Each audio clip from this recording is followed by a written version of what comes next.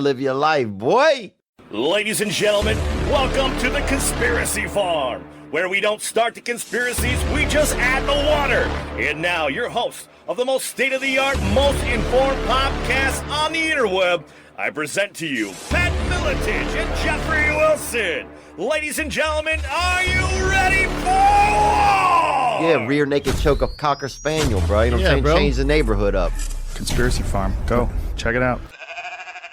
What is up, ladies and gentlemen? Jeffrey Wilson here with another episode for the archives of the Conspiracy Farm. As always, rolling shotgun with my partner in crime, UFC Hall of Famer, Eater of Worlds, in seclusion like the rest of us. Champ, how we doing today, Pat Miletich? I'm doing splendid, and I'm just glad we have a little bit of a window to speak with this gentleman today. He has been very busy, and I tell you what, if this was like 15, 20 years ago, I mean, this probably would have taken like a week or two to set up, talk to people's people, dial up internet, snail mail. I was introduced to this gentleman yesterday morning.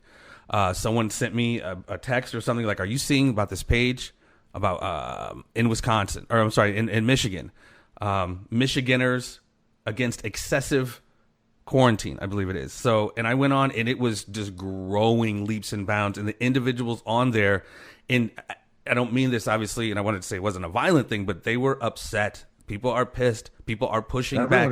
People are pushing. Right? Well, they're pushing back rhetorically.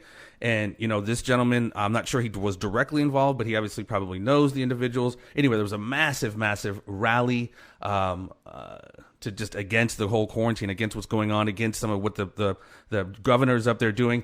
I'm going to let him talk a little bit about it, how he got started. Garrett Soldano is joining us today. He's the individual who, along with other administrators, started the page that I mentioned on Facebook. Brother, how are you doing today? I'm doing fantastic, man. Just getting through, trying to, just like everybody else, just trudge this thing forward, and hopefully there's a light at the end of the tunnel, and every single day it gets a little brighter and brighter. So that's what we're pushing for right now. Well, and again, man, it's obviously people have just kind of been pushed, man. As we talked about a lot on the show, not that people aren't dying, not that coronavirus isn't real, but I believe the government, whether state or federally, has just overreacted and overstepped a lot of their rights as it relates to people not being able to go to work and have a livelihood. You know, the 10th Amendment says any laws not enumerated to the federal government are given to the states. And that brings up, obviously, this 10th Amendment stuff. What prompted you, my friend, to start that page? Kind of what are your thoughts on everything that's going on? Clearly, the restrictions are everywhere, but Michigan as being one of the hardest hit states by the coronavirus. What are your thoughts on the overreach and the reaction and what we saw today? That's the biggest thing. Like, that's why I tell everybody, we weren't against the quarantine in the beginning. Nobody knew what this virus was, what it's going to do. We still don't know. If anybody tells you this is the plan that's going to work, we don't know. That we're testing everything right now. Right. And so when the quarantine started, we were like, okay, let's see what happens. But last Thursday, when she put down her executive orders and took away our constitutional rights, that's when I had to draw a line in the sand. And if you would have told me 6 days later we'd be over, I think it's 350,000 members in 6 days. A lot, yeah. I would not have believed you, because when I first started that Thursday night, it grew to like 500 to 800, and I was like, wow, there's 500, 800 people that think just like me, because like many of us out there, regardless if you're from Michigan or not, I think many Americans were kind of sitting in the background because we didn't want the social backlash of speaking up. Right. But when she dropped down the hammer on us and took away our constitutional rights and put us in submission, then I was done. So I started that group, and I woke up the next morning, there was 8,000. And later on that day, we're growing to 50,000. Next day, 100, then 200, then 300. Now we're at 350,000 members. And Nice. that gave us a voice. And that's what you're seeing. That's what you're feeling. And I feel that most of America feels the way that we do right now. Well, Yeah, it's a beautiful thing. And Go ahead, I mean, look, the steps, the draconian steps that she took, you know, please spell those out for us a little bit more. Compared to the Iowa governor, which, you know, we're one of the few states that hasn't been completely locked down. So she took it a step further, though, and listen to her talk, you know, saying things like, oh, my goodness, you don't even really need to exercise your constitutional rights right now. It's cold out. I went, who voted for this to put this person in charge of an entire state? And you're right, Pat. And here's why. Like, I just watched their press conference and I was upset because you don't lead with fear. You don't lead with fear. And I read a quote the other day. It's not my quote, but I will be tweeting it later. Is keeping immunocompromised people at home is quarantine. Keeping healthy people at home is tyranny. Okay. Right. And she's leading with fear. There's no hope. There's no plan. You know, if she would have just led with hope and say, hey, we're going to get through this, Michigan. I got your back, Michigan. We're going to trudge forward. Here's the plan that I have in place. But there's no plan. Like, she just gave an example today. She says, I have a story that I want to share with everybody with a Michigander who recovered from COVID and who went skiing. And he said the only way that he thought that he got something was from something out of the ordinary, that he thinks that when he touched a gas station pump. And I was like, you can't lead with that story. There's no scientific evidence. The incubation period is anywhere from 2 to 14 days. So he could have contracted that a million different ways. Yeah. But to lead that people down, because what does that do? It paralyzes people because they stay in fear mode. And when they're in fear mode, they can't logically think. Right. That's called control. Yeah. And that's what she's trying to do. And there's rumors that she wants to get on Joe Biden's ticket. I don't know if those are true or not. I heard that, yeah. But when you put your individual, you know, rights ahead of other people, like your what you want to get out of this ahead of Michiganders, that's where I have a problem. Because I've always said from the beginning, guys, we can't have the solution of this thing be bigger than what's going to happen if we continue to quarantine, if we continue to keep our constitutional rights taken away from us. Because here's the stories that I'm hearing right now. And here's I thought I was alone, just like many of us out there, just like many Americans out there. We thought we were alone. But now I'm starting to hear these personal stories. I'm starting to understand where they're coming from. I'm starting to know these people. And what I'm hearing, we are very sorry for the almost 2,000 Michiganders that have died from this disease. We feel so sorry for those people, for the friends and family that are going through it, who are infected. We feel very sorry for those people.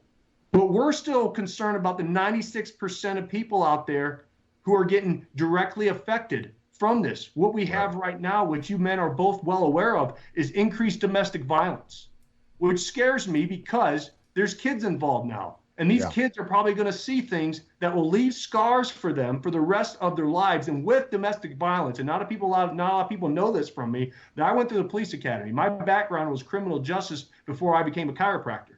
And Pat, I visited your gym back when I went to Davenport, Iowa at Palmer. Nice. Small world, right? Yeah. And so that's what I like. The biggest thing to get back to domestic violence is when those cops, the number one call that is the most dangerous for them is domestic violence. Yeah. So now we're putting our men and women in uniform with a badge in danger. Absolutely. Okay? There's been an increase in suicides too, in addition to domestic violence. Yep, and I was going right with that because with the increased suicides, who are we worried about? Our men and women in uniform who have fought for us, for our country, who came back from war, who has post-traumatic stress disorder. And the worst thing we can do for those men and women is tell them to go home, sit inside, don't work. These people need a purpose. They need to get their hands dirty. They need to be interacting and be active.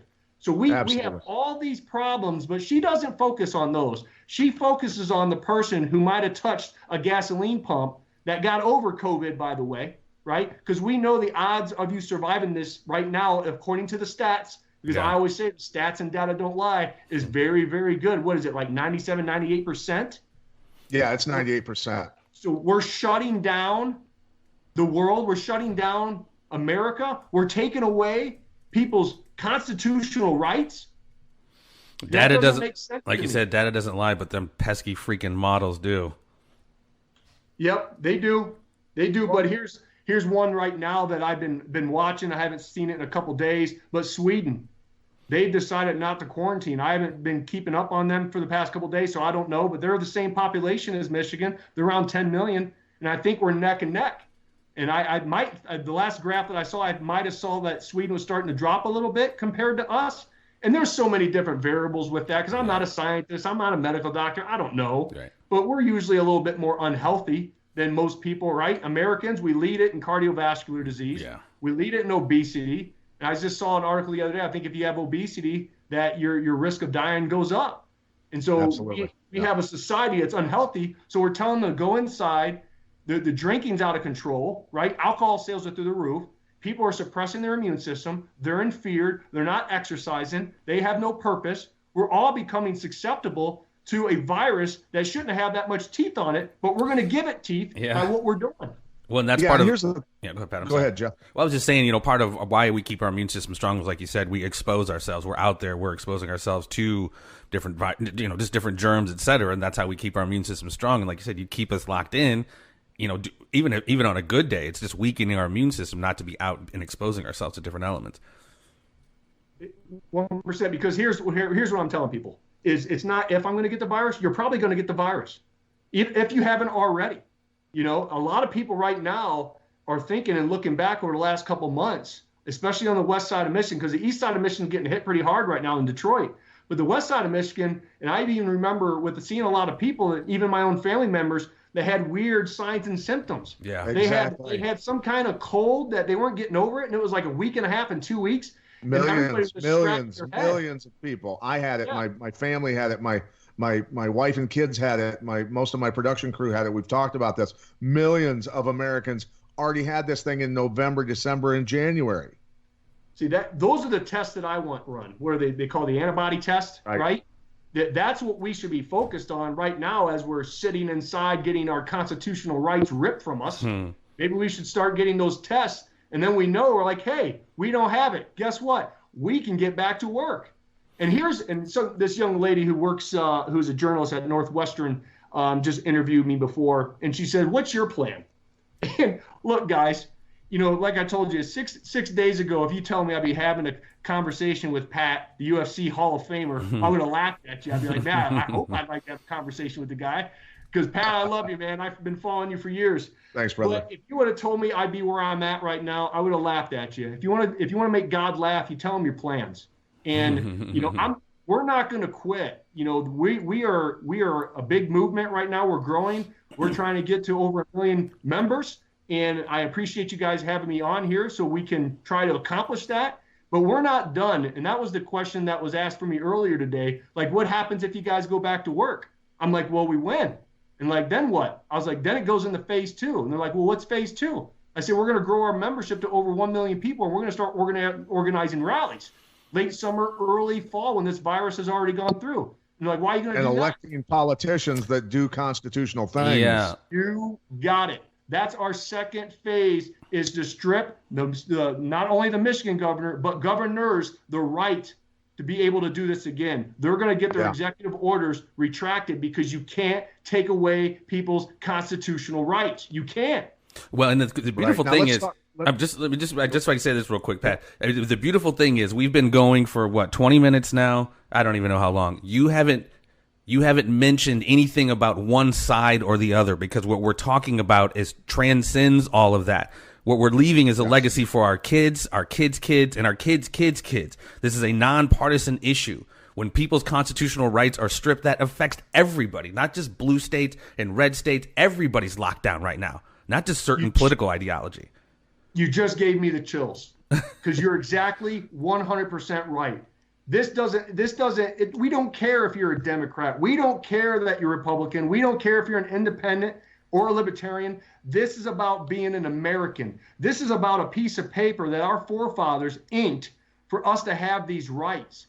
And for people, Republican or Democrat, to be able to exercise those rights when they want, to declare emergency orders, to have those things enforced, that's scary. That's tyranny. That's not America. And that's the fear of big government, whether it's state government, whether it's federal government, no matter what it is, big government ends up being tyrannical and can control the masses. And that's something you do not want. You always want a smaller government for the purpose of being able to reach out and touch the people that control you. And that's the thing. You need to be able to hold a conversation with them face to face. Then they don't tend to do these sort of things. And that's so important. And also on top of that, this is not political either. But what we've got right now is a situation where, you've got the Green New Deal that was being pushed through. You've got Agenda 21. You've got the bailout numbers, the trillions of dollars, and the stipulations that government made, mind you, Republicans and Democrats at the federal level, making stipulations on the companies including the airlines, new emission controls, all this sort of stuff that was mentioned and outlined in the Green New Deal and Agenda 21. When the governor of Michigan says you can't plant your own seeds, well, let me give you some news from Agenda 21. The whole premise of it, one of it, is the government taking over food production and moving people from suburban or rural settings into urban settings, and the government taking over food production. They don't want you to be able to grow your own food, folks. Thoughts on Man, that? you're way more involved in politics than I am, Pat. Well, it's just something that I'm passionate about. That Jeffrey and I have been covering this stuff for a long time, and we see the bigger picture. We knew that the stock market was set to collapse this spring. Did we know it was going to be a COVID-19 that was going to be used as cover for it? No, we did not. But think about it. It proves how fast the federal government moved to throw trillions, $6 to $10 trillion at this thing in a couple of weeks' time. Yeah. As soon as it happened. This was, look, whether it was accidental, whether this was from a meat market in China or from a laboratory, it doesn't matter right now. They used it to bail out all the banks and big corporations that were failing. Yeah. Here's what I say too, man. Like, one thing with Americans, we are very good at improvising, adapting, and overcoming things. I do feel if we can get through this and do it the right way, we'll be a stronger nation for it. We'll be a better people for it. And you're right. This is a bipartisan issue, and I'm so sick of hearing the trolls, we call them, right, and the hate. And look, like, I've been called more things over the past couple of days that I ever wanted to ever be called again. Join the club, brother. Join the club. Yeah, I know, man. I was told today on Twitter I was a dimwit, and they wished I died of COVID. Yeah. Well, and the biggest thing that I don't like to hear is, they're coming after my family now. They're threatening the lives of my wife and my kids. And, that's just wrong. Well, that's what I heard yesterday during the Facebook Live. One of your other administrators, I forget his name, the guy with the big red blonde beard, was saying you guys all are getting, it's disrupting your family. You guys are getting threats from your family. And that's dangerous, man. If you don't mind, because I know you guys don't like entertaining. I know we are the conspiracy farm, and I know you guys don't like necessarily entertaining the conspiracy aspect of this. But you're seeing not only are constitutional rights taken away. You're seeing people snitching on other people who are choosing to exercise their constitutional rights and keeping their business open in Los Angeles. They're shutting off power for people who have just chosen to open back up and make a living. What are your thoughts on that? Is that a slippery slope towards a country full of Karens? 100%. And that's what I'm worried about, is we have a governor, according to her press conference, is not going to give in, that wants to continue to extend it. And what I just told the person who interviewed me just 40 minutes ago, that there is a boiling pot right now and it's full. Yeah. And the governor has the lid. And she can do the right thing and work with us and get us back to work as safe and as fast as possible, or she can decide to put that lid on that pot. We're not a hate group. We're not a violent group. I'm trying to do everything that I can to keep everybody together to go forward in the right direction. But I do know when you take people's rights away, when you try to make them submit to your tyranny, that's not good. That's not good for anybody, because if it boils over here in Michigan, it will boil over into other states. And it already is. Today there was North Carolina was doing similar to what you guys were doing. I don't think the same numbers, but yeah, this is Michigan. Michigan is just one state of the 50 states and the territories that are affected by this.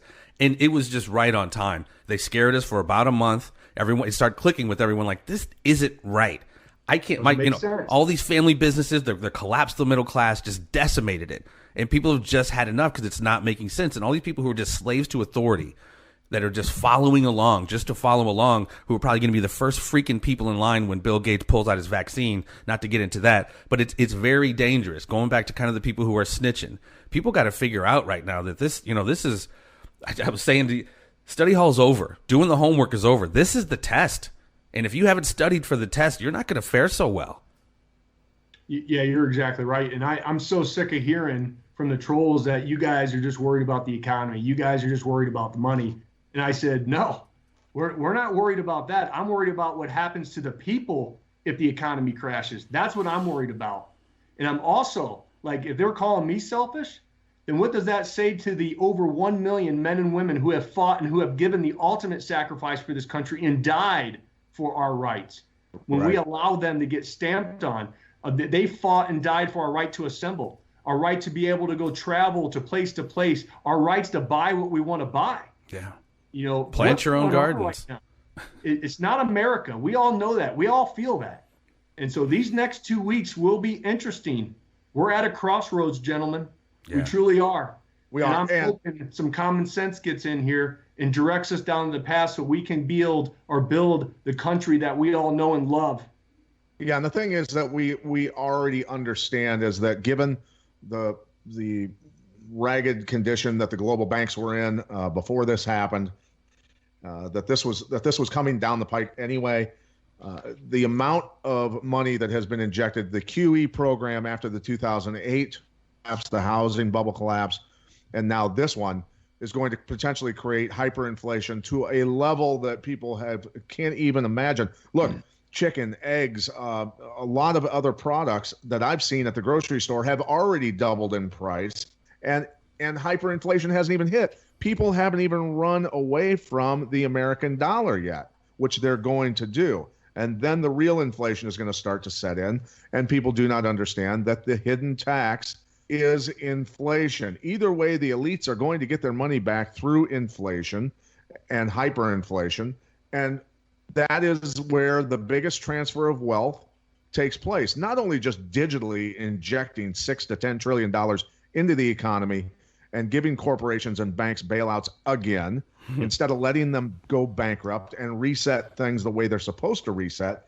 but the insult, the fact that citizens are happy to get a $1,200 check with, mind you, Donald Trump demanded that his signature be on those checks. I got news for you, folks. You're on the hook for another $60,000 personally, each man, woman, and child in this country, while you celebrate a $1,200 check of currency that, well, is worth nothing now. Or soon to be, yeah. There's so many levels to this. So again, without taking you down the rabbit hole with this, speculate if you don't mind. You know, we're 2 weeks away from them potentially lifting the stay-at-home order for most states. They're talking about doing a slow roll depending on how much it's impact each state. How do you see things playing out? You know, because they've gone from the projections of 200,000 to 100,000 to, we can maybe open by the end of May. They canceled the Summer Olympics in Japan. Like, play it out for me 12 months from now. What are we looking at? Well, I think we just have to do it slowly because, again, nobody knows. I mean, I don't know who's been infected, who hasn't. So if we open it up, then there's going to be a jump in cases maybe, or maybe it's already worked through. I wish I had those answers. Right. I wish I could go out there and say, this is exactly what's going to happen if we do this. And nobody knows. And so what I would do in this situation is do it strategically. Just like I said, like in the state of Michigan, we have counties, and they labeled each county green, yellow, or red. And you can do this with every single state. The green counties are obviously the ones that are not infected the most. So maybe you can start going to those counties and alert the medical professionals, alert the hospitals, alert the local law enforcement and say, hey, we're going to try this, guys. We're going to start getting some people back to work. And then we're going to analyze, we're going to improvise, we're going to overcome any things, and we're going to expect the worst, right? No, or prepare for the worst, but expect the best. Right. And then there's the yellow counties, right? In the yellow counties, you can put criteria and numbers in there to say, hey, if it falls underneath this, we can get these people back to work, and let's see what happens. The red counties, you have to do what you're doing. And that's a good plan, I feel, that for sure. You can at least, especially, I don't know if you guys are familiar with the UP. UP's like its own state in itself. It's separated from the Mackinac Bridge. I mean, that's out in the middle of nowhere. Those people are social distancing times 1 million, right? So maybe you can start at least, and that's what I told the senators today. I said, guys, just give us a bite of an apple. That's all we're asking. These people just need hope. Give them something. Give them something. That's all we ask, and then we can slowly start to open up. She can look like a hero at this thing. If she would just come to the table and do what I just said and give these people hope and inspiration, Michiganders will follow. But if she continues down and continues to put her foot on our Constitution, it's going to go bad real quick. Yeah. People are going to just open up their businesses. They're just going to start rebelling that way. And then what does that lead to? I don't know, but it doesn't look good. Well, looking at the protest today, I'm like, they can't arrest all those people. That was a lot of people. And then you're putting our local law enforcement and our state police in a position, right? Because the state police, I think they have to follow the executive orders of the state of Michigan, but they also took an oath to uphold what? Right. The Constitution of the United States. So what do you do? What's right? What's wrong? Well, see, and that becomes a slippery slope. And I'm not sure, and we've talked about this on the show, and I'm not sure how much you're aware of Rex 84 or the continuity of government provisions within national emergencies, et cetera. To my understanding, when you bring in FEMA, when you declare national emergencies, and I could be off, and I'm not sure how much you know about this, that the Constitution essentially is suspended when you have certain issuances of national emergencies. So that's what's so beautiful about what you guys are doing. You're literally trying to create legislation that changes this. But it almost, and I'm not saying it's for naught, but if certain declarations nationally and federally are declared that nullify any of those kind of laws, where are we at? Exactly. And that's a scary part, right? We're in this gray area that could go either way. And that's going to be our phase 2 in our organization, because they're like, what happens when you go back to work is we're going to fight for that to take away those executive orders. So that whoever, Republican or Democrat, will never be able to do this again. Right. It's power of the people, guys. And this movement that we're growing right now, this is going to grow bigger than just Michiganders against excessive quarantine.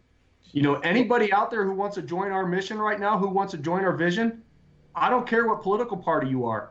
If you care about this country and you care about the Constitution of the United States, join our vision. Join it and come together as a nation. And definitely, like I said before, care about the world. We're leaving our kids and our grandkids. This isn't going to go away. Even if we go back to normal, the level of rights that we've been willing to give up, they know that. And so, you know, how much more are we going to be willing to give up for a certain measure of safety and security? I forget who it was. Ben Franklin said, if you're willing to do that, then you deserve neither security nor safety. But yep, you're right. Right. Now, so, I want to just add this, and this is my personal take. And I want, for the people that are going to be listening to this, I want them to try and understand and absorb this, that the longer the federal government and each of these governors keep this country closed down, the easier it will be to blame a pandemic for the coming financial implosion, because it is here, folks. It has already happened. The bailouts have already happened. So make no mistake, we are now in trouble as a nation financially more than we ever have been. I don't think people fully understand how much trouble we are in.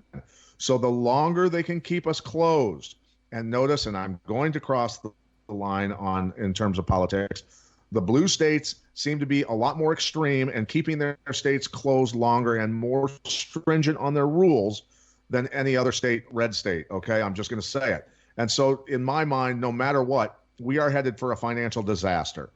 And the longer they can keep the states and the nation closed, the easier the politicians and the elites can skate by and not get drug into the streets. Well, and what's the easiest way to control society? Keep them in what? Fear. Yeah. Fear-based conditioning. That's Absolutely. what we're Fear-based conditioning. It keeps everybody in what's called reptilian mode, right? In fight or flight. Exactly. Yep. Yeah. And that's another thing that's scary with this is the adrenal fatigue that's going to happen because of the stress. Yes. And what people are doing to their immune systems. Because what will happen is their body will become susceptible not only to COVID, but to the common flu, the common cold. And we're already a sick society. So we're literally, if you want overwhelming of the medical system that they keep claiming that's going to happen, what do you think is going to happen when that happens? Yeah, this is what I want everybody to understand. The stress you're feeling, the nervousness you're feeling, the butterflies in your stomach, that's what it feels like when you're sitting in a locker room and you're waiting to go out to defend your world title, and the fight's going on before you, and the entire building is shaking because the fight's getting exciting, and you're nervous and you're getting ready to go out. That's what we're all feeling right now, but at a constant rate. Right, never coming back down. Pat, I'm an old football guy, and you're exactly right. We're literally in the fourth quarter right now. It's fourth and goal. Yeah. Well, it is. I know you're busy, man. Don't want to keep you too much longer, but another aspect of this, because obviously the financial aspect is going to be huge from now until however long, but you know, we're seeing, and I'll say this to you, like I've said to almost all of our guests, look at what's happening in our grocery stores right now, and it's starting to change, but people's bellies are relatively full. They still have a little bit of dough, and they're fighting over hand sanitizers and toilet paper. We know the National Guard's on our streets. What do you see in Michigan, from your standpoint, if this does go on, the social impact, social unrest, potential riots, etc., looting? What are your thoughts? I mean, that's worst case scenario, obviously, but do you see that as a potentiality? I don't know which way it's going to go. I mean, yes, exactly what you just said. That's possible. It truly is. And it's not weeks. I mean, it could be a couple weeks. It could be 3 weeks. It could be a couple months. It could be a year. I don't know when or where, but that's possible of what's going on right now. Right. And people are slowly starting to wake up. And that's why I started this group, you know, and my path is going a different direction. I never would have thought it would have went this way, but now it is. And I will not quit. The people who know me personally out there know the type of person that I am, and I will not quit. I will go and go and go until I reach my goal. That's just the type of mindset that I have, and that's the type of mindset I'm going to bring to this group. So, gentlemen, if you have people that want to join us, join us. Yeah, tell us the Facebook page again, please. It's Michiganders Against Excessive Quarantine. We were just on Fox News today on their homepage. But if you Google that, it will come up. Well, that's what the universe oftentimes provides, like Bob Ross called to those happy accidents, man. Like you said, a week ago, you were at one place, and then universe throws you a curveball, or whatever you believe throws you a curveball, and now here you are, man. And I can't tell you, I mean, it's not even political, man. Just thank you. Thank you for putting your neck, your reputation, your energy on the line to just bring awareness. Because like I said, this transcends politics, ladies and gentlemen. This is affecting everyone. And if this continues, we don't even want to really see where this could go, man, because like I said, Americans are a special breed. They can we've said this, man, on the show. We've let stuff slide constitutionally for a very long time. And you start restricting people's movements like you are, arresting fathers playing T-ball with their daughter, it changes the game significantly. So again, man, I can't thank you enough. Shout out any social networking stuff other than the Facebook page where we can maybe follow you. If you would like. This is what's funny is I never tweeted before. Now I'm tweeting. Jeffrey, when you tweeted me, I didn't know how to respond to you. I was like, what in the hell button do I hit? And so, yeah, I'm on Twitter now. Stand Up Michigan, Instagram, Stand Up Michigan. You can find me by my name, Garrett Soldano, too. But gentlemen, I can't thank you enough for having me on your show. But man, join us and we'll take this fight and we'll get things done. And we're going to get a great group of people together, and we're going to make change. That's what this is about. And you have a leader that will not quit, and that's what I can guarantee everybody that's listening out there, that we will not quit. I will not give up on Michiganders, and I will not give up on the United States of America. That's Beautiful, what I'm talking Garrett, about. I tell you what, dude, I don't think you realize, look, I've been outspoken for a long time. Jeffrey's been outspoken for a long time. 5 years that we've been doing this show, we've been called every name for 5 years straight. But I got to tell you, by doing what you're doing, you should have a lot of solace and be very proud of yourself and the people around you, what you're doing, because I tell you what you've done is you have started a snowball that is going to continue to roll downhill. Exactly. And every state, all the citizens in these states that are awake are going to do the same thing because of what you're doing.